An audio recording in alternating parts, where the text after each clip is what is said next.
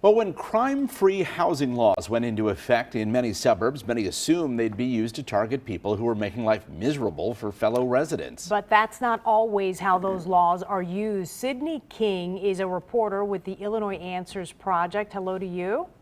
Hi, thanks for having me. Yes, of course. Sydney, let's start with how these laws were advertised and how they're actually being implemented. Explain them to us. Certainly, the crime-free housing ordinances were initially intended to be a tool police departments had to help landlords get problem tenants out, people who are committing violent felonies, being caught for drug possession. But what we found in our investigation is that there were more than 1,000 cases over the last 5 years where tenants were being evicted or threatened with eviction for misdemeanor crimes or crimes that they didn't actually perpetrate themselves. Yeah, and what are some of the suburbs where these relatively minor offenses have resulted in residents being evicted? Yeah, DeKalb is one of the cities that has a really high level of enforcement in Illinois. Other cities in the area are Oak Forest, Orland Park, Tinley Park, Palatine. A lot of Chicago suburbs have these ordinances. And I think I was reading through your report and it said that in one instance, somebody was visiting an individual who was arrested and that led to them being evicted. I mean, it's for minor things like this. Sometimes they didn't even commit the crime. It was somebody they knew who happened to stop at their house.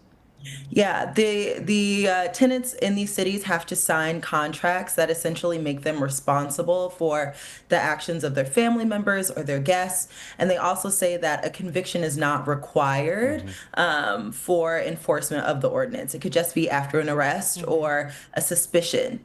So give us some of the offenses that are leading to people being evicted. I think in your story you pointed out one was somebody who had a child with developmental disabilities who had been calling 911.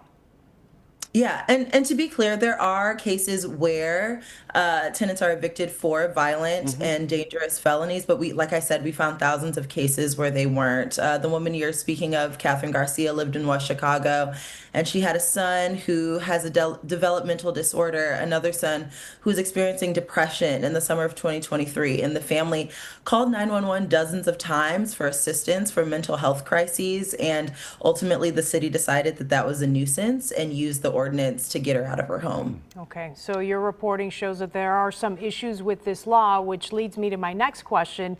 I would imagine that there are some efforts to restructure the law. Tell me about those. Certainly. In fact, this week, just on Wednesday, the State Senate Executive Committee voted on a bill that would restrict and create some sweeping reforms for the laws across the state.